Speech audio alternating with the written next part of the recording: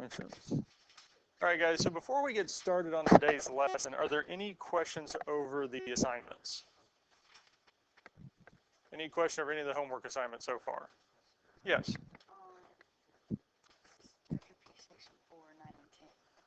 9 and 10. So those two for 9 and 10, you're looking at the function. So each one gives you a slope for A, B, C, D. Yes? So let's see. For number 9a, I think it says the slope is what? 2/3. So what you're looking for, because that's not the answer, 2/3 isn't the answer, but we're looking at the three graphs that you have below it. L1, L2, and L3. And you're trying to see which one of those three lines has a positive 2/3 slope. And out of the three of them, it would be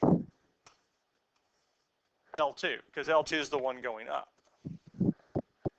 Now for the second part, B, it was undefined, yes? So we're looking for a graph or a line that's going straight up and down. And the only one that's going straight up and down is L3, yes? So the next one would be L3. So B is L3, which leaves C as the only one with a negative slope, L1.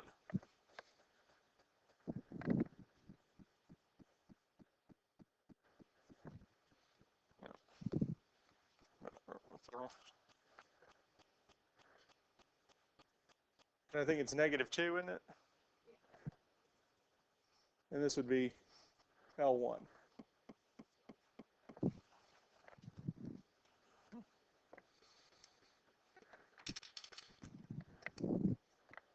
And that's all you're doing for 9 and 10. You're attaching the correct slope to each line, L1, L2, or L3.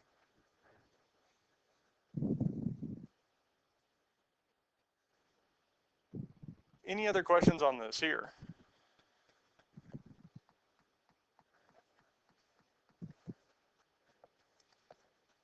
Okay. Function and function notation. Many phenomenons have two quantities. Really, when we talk about a function, we're talking about two quantities. The mathematical term of correspondence is a relation from x to y. In mathematics, equation formulas are often represent relations from one to another. So we could talk about interest earned, so the rate of interest and how much you're earning is a relation, it is a function. A function, by definition, is a function f from a set A to set B is a relationship that assigns each element x in A to exactly one element y in B, where A is the domain and B is the range. We have one input for every output, 1 to 1. And y'all are used to seeing charts like this here, where we say time of day is our input and our output is the temperature, where we have 1 to 1. Now we could have multiple times of days that have the same temperature, and that's fine, because at 3 we have 15, at 3 p.m. we have it at 15 degrees Celsius, at 4 p.m. we also have it at 15 degrees Celsius, and that is fine, as long as we don't have two inputs, two parts in the domain that are going to two different values in the range, or we don't have 4 also going to 9, then it's not going to be a function.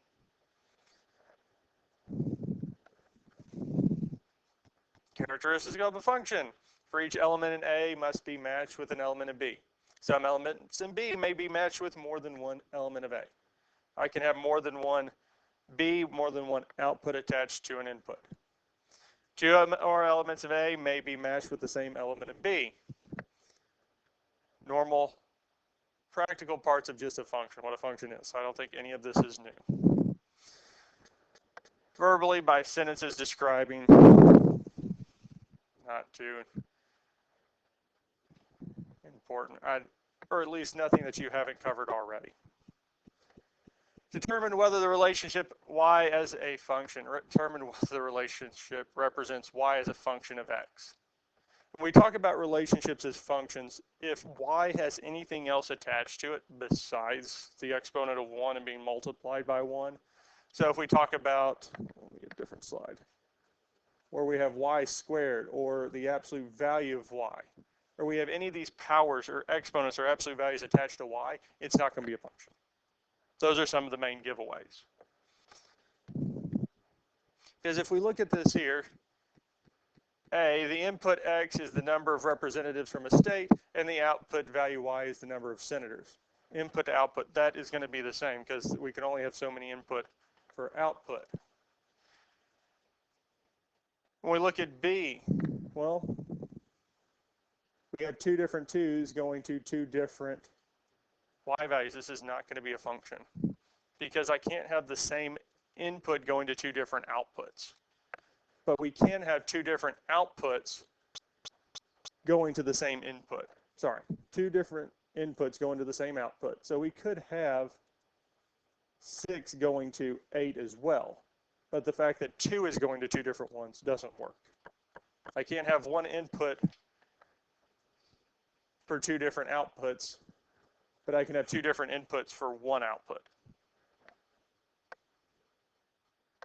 Now, C, whenever we have it as a graph, it's easy to figure out if it is a function because we can check it by the vertical line test.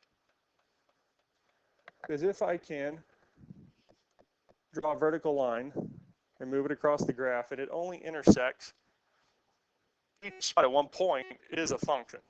That's one of the basic things we learned in Algebra 1, yes? If I draw a vertical line anywhere on the graph and it crosses more than once, it's not a function. And that's it, because if we did for B, a graphical representation of it, at 2, well, get back there.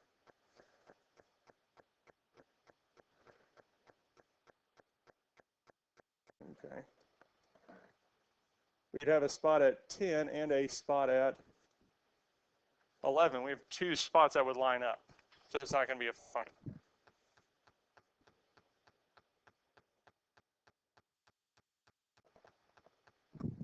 Regardless of the value, such functions are called constant functions. This table does not describe a function as the input 2 matches two different y values. The graph does represent y as a function. Each is only matched once. Here, we can verbally talk about y equals x squared, y is a function of x, because it's a quadratic. It is a U-shaped graph. In this equation, x is the independent, y is the dependent. X is the one that we're changing the values for, and y is dependent on what those x values are. Input, output, independent, dependent. I don't think we've covered anything so far today that's anything new. Independent taking values, because we talk about x is the input, f of x is the output. X is what's going into the function, f of x is what's coming out. F of x is just another way for us to describe y, or to say y. In our equation, f of x equals 1 minus x squared is the equation where we relate the input and output using function notation. We can plug values in, because we can talk about f of negative 1 or f of 0 or f of 2, where we're just saying we want to find the y value when x is negative 1, 0, or 2. We're just plugging it into the function.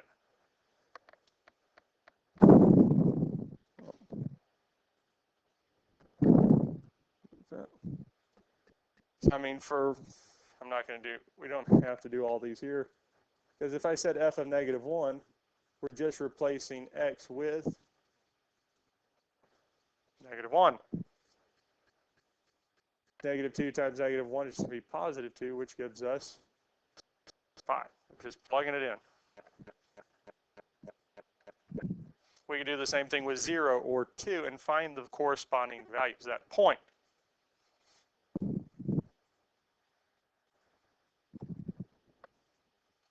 Some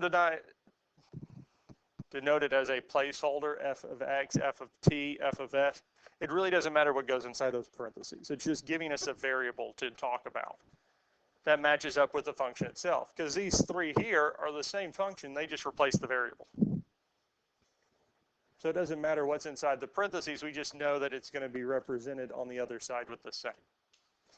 The one way we can't write this is saying f of z is equal to x squared minus 4x plus 7, because whatever variable's inside those parentheses has to match on the other side.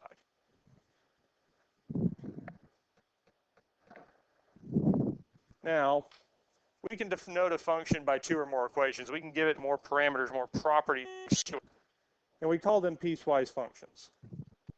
This here is an example of piecewise function, and depending on the value of x, the input that we're putting in changes which function we look at. Because when we look at these here, there are two functions. There's x squared plus 1 and x minus 1. And we also have these two conditions here. X is less than 0 or x is greater than or equal to 0. And whichever one satisfies these conditions will be the one that we use. So, if we look at f of negative 1. So, negative 1, we need to see, is it less than 0 or greater than or equal to 0? Well, we know x is, negative 1 is less than 0, yes? Which means we'll be using the top function, the x squared plus 1.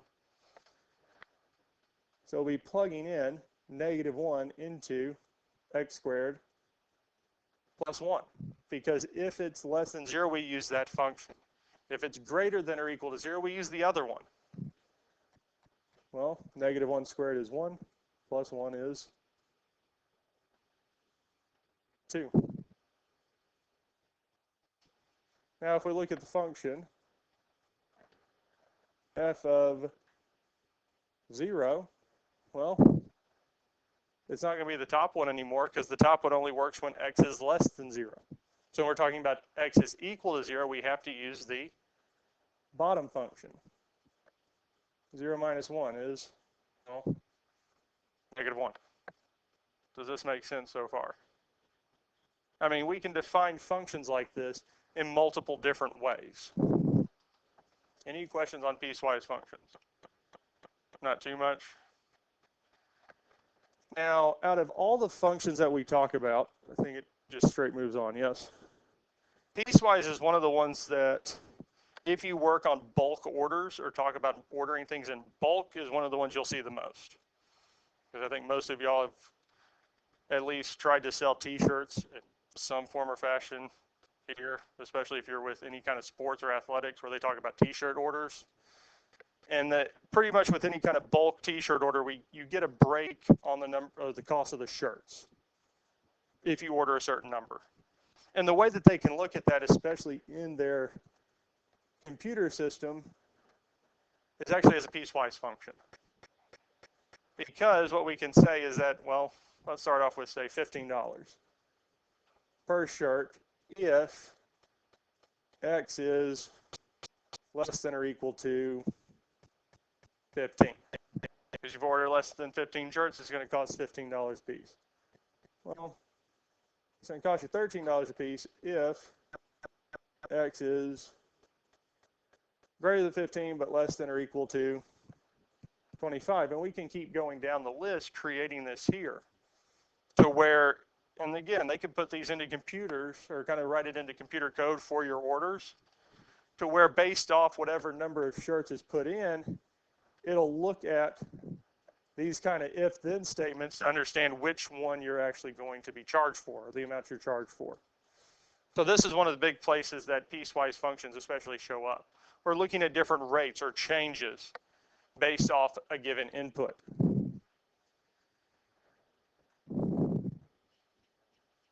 The domain of the function are the values that can be inputted into it. Now, the only times we'll really talk about restrictions are if we're dividing, where a variable is in the bottom of a fraction, is where we'll have restrictions where the domain's not going to be all real numbers. Because if we talk about pretty much any polynomial function, polynomials where we don't have anything in the bottom of the fraction, it's going to be all real numbers. The domain's always going to be all real numbers. The range may or may not be. Because if we're talking about a quadratic, a U-shaped function, there is a definite bottom. There's a definite lowest point that the graph can be. And that's the vertex. Or highest point if it's opening down. And that, again, that highest or lowest point's the vertex. and it's going to be all the y values going in the opposite direction of it. So that would be our range, is just whatever that value is, either going up or down. But with any quadratic, the domain is all real numbers. So when we talk about rational functions, that's where we're going to have some restrictions because we can't divide by 0, or any type of rational function, or quadratic. Most of our, not quadratic, sorry, our radical functions, where we start talking about the square roots and cubed roots, we'll start having restrictions on some of those. But most other functions, the domain's all real numbers. The range is going to have a spot either going up or down. So the domain excludes x values that result in even roots of a negative number. So for here, we have to define the inputs to be greater than or equal to 0, just because we're talking about the square root of x. Because we can't have whatever's inside the square root finish out as a negative. Now, does that mean the domain can't include negatives? Well, no, it can. Because, well, let me give an example. Because we could say f of x equals the square root of x plus 16. Well, what's going to make x plus 16 be 0? Well, minus 16, x is equal to negative 16. So for this graph, the domain actually starts at negative 16, not 0. Because there are numbers there, because if I plug in negative 15, square root of negative 15 plus 16. Well, that's the square root of 1, which is 1. We actually do have a value. So depending on what's going to make inside the square root negative or 0 is really what's going to be changing.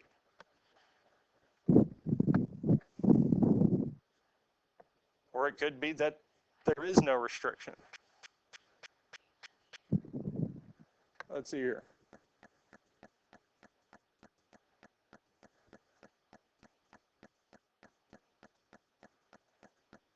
So we could look at it, say, a function x squared plus 4.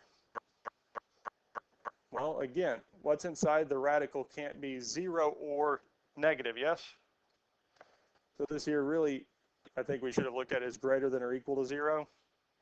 Well, I can divide or subtract 4 from both sides, telling me x has to be greater than or equal to negative 4, yes? And if I square root both sides, x has to be greater than or equal to, well, the square root of 4 is 2, yes? The negative, what does it do? It comes out as I, yes? Is that a real number? No. Is there any way I can actually make this thing be 0? No. So this here, the actual domain for this is all real numbers. So there are always some exceptions to this. So really when we look at radicals or these fractions, these rational functions with the denominator, we need to see what's going to be a restriction.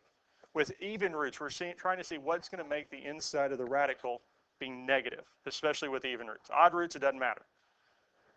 With rational functions, our fractional functions, what's going to make the denominator be 0? Or is it even possible? Because as we see with this one here, x squared plus 4, it's not possible to make the denominator be 0. So is there going to be a restriction? Well, no, there's no way for it to be 0. So again, the domain is all real numbers. So there's always some exceptions to this, but especially when we start seeing even roots, so 4th roots, 6th roots, 8th roots, there's a chance we'll have a restriction on the domain. When we see rational functions,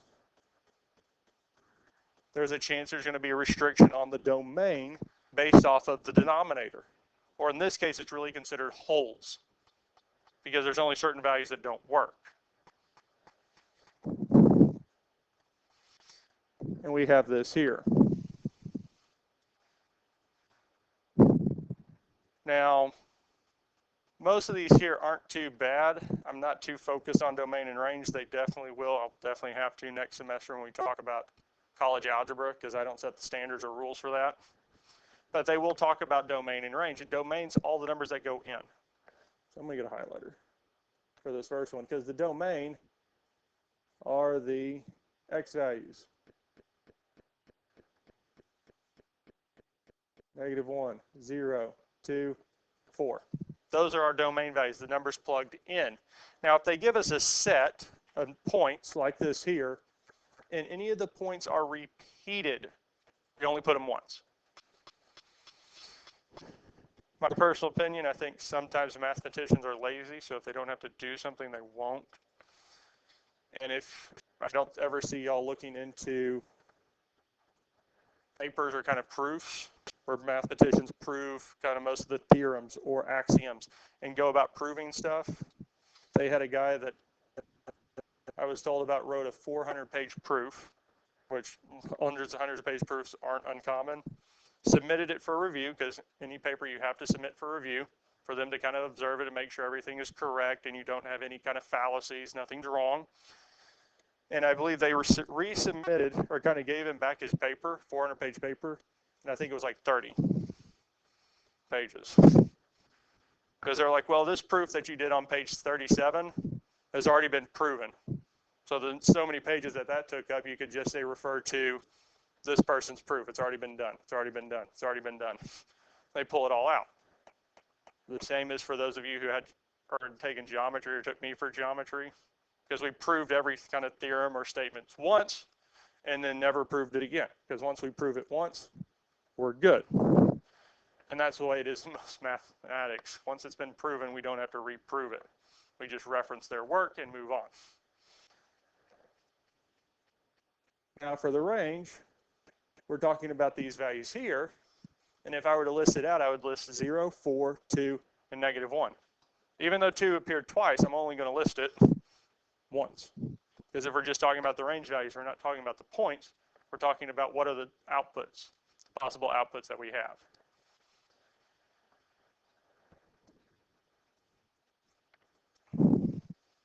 Any questions on this here?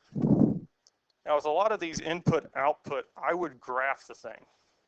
I would actually graph it and see what it looks like. Because we can graph it. So 1 over x plus 5. So I can grab the graphing calculator, say y equals, clear that out, alpha y equals, enter, 1 over x plus 5. Graph.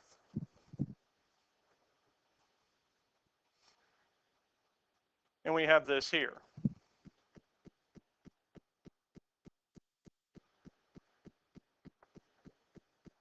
Now, x plus 5 is on the bottom of the fraction, yes? What's going to make x plus 5 be 0?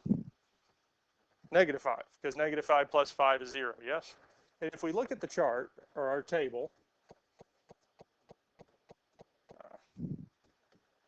table set,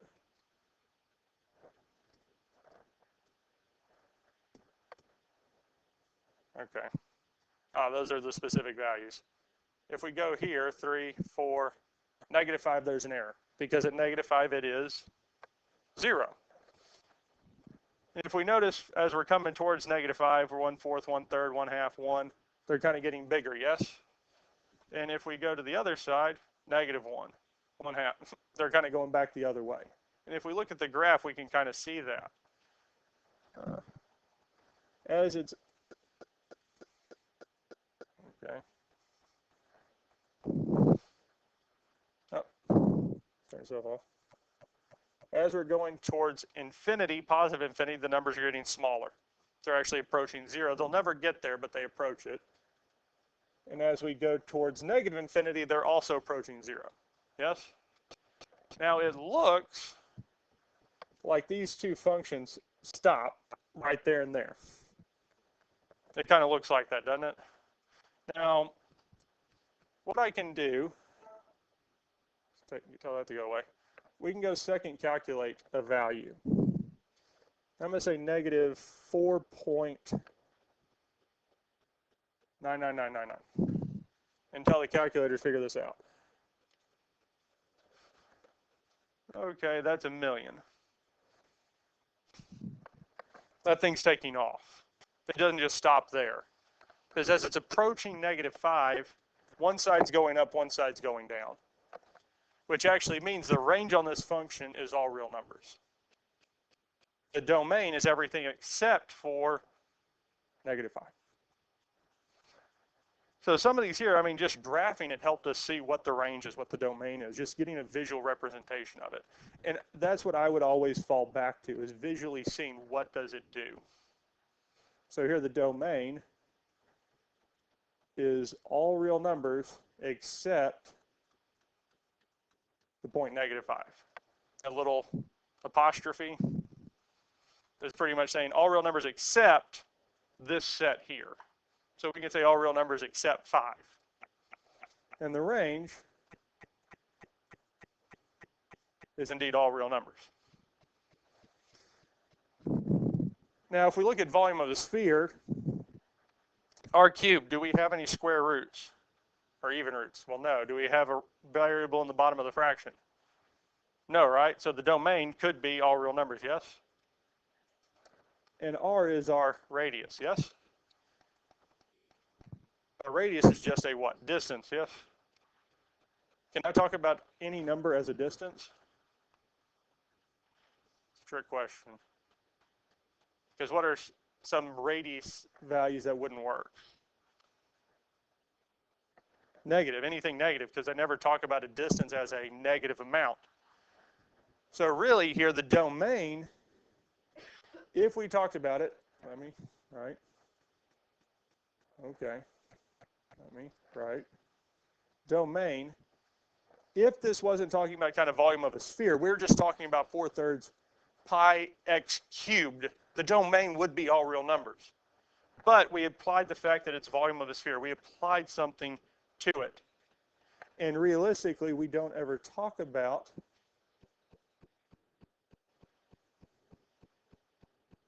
and really wouldn't even be equal to. Because it's just going to be x is greater than 0. Because again, we don't talk about a radius being 0. It has to be something greater than it. And the range is going to be the y values that are greater than 0, because we can't have a negative volume. It just doesn't work. Does this kind of make sense? Okay. And we talk about applications, finding the volumes of cans or difference quotient. This here.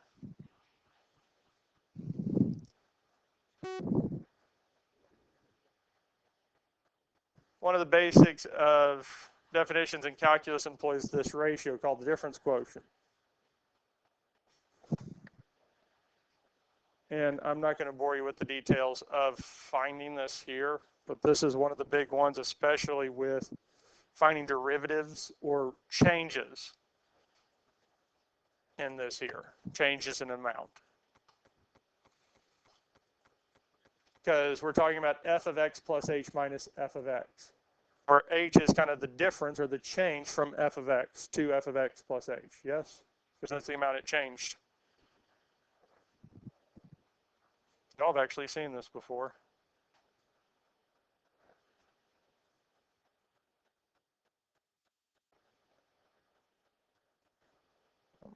Yep, you're still an eraser.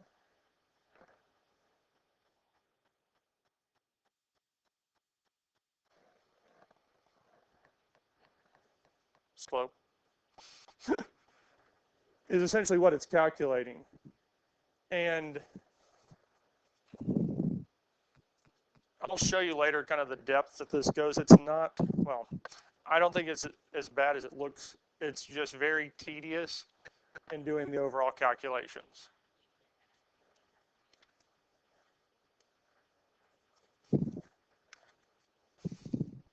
And that's it. That's all we're going to do here. So if one of, I think, Malia, you're closest to it. If you can flip to page 62.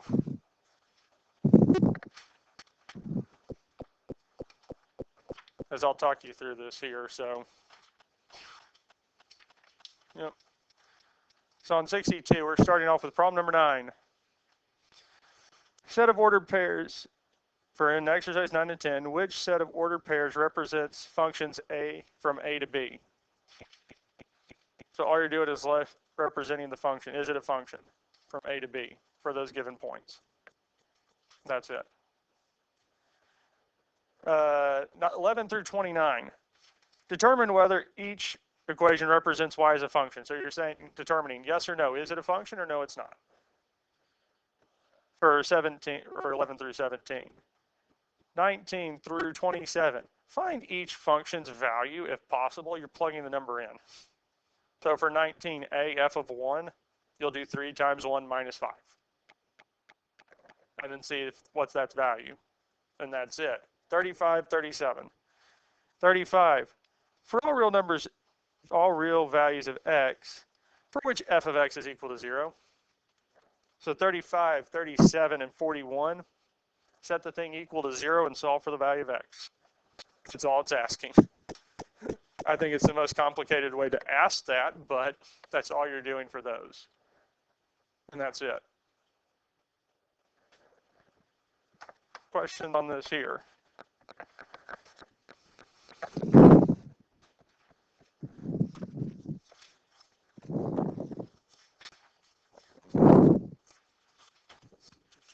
Ten, 6, 5.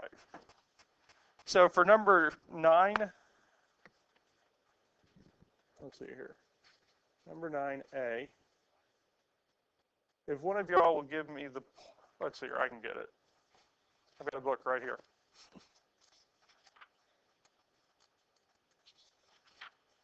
So A is the set 0, 1, 1, negative 2, 2, 0, and 3, 2.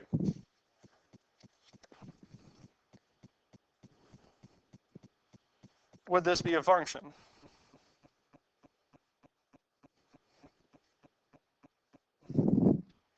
Yes, because each x value, there's exactly one y. I don't have two different x's going to the same y. Or sorry, two of the same x's going to different y values. So it would be considered a function. So yes, it is a function. So A is a function.